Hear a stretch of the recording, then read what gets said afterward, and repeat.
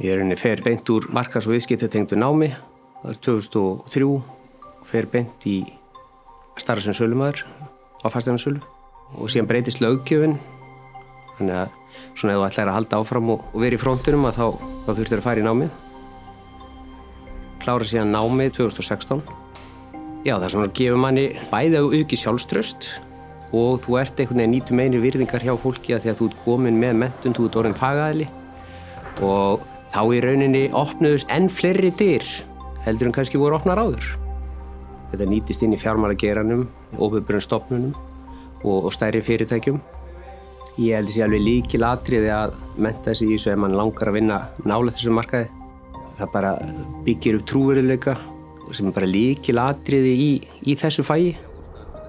Í flestum tilfellum ertu að vinna með aleigu fólks, þannig að það eru gríðarlega stórir hagsmunir og þannig að það er gríðarlega mikilvægt að fólk horfi á því sem fagmann og það er það sem menntunin gefur þess.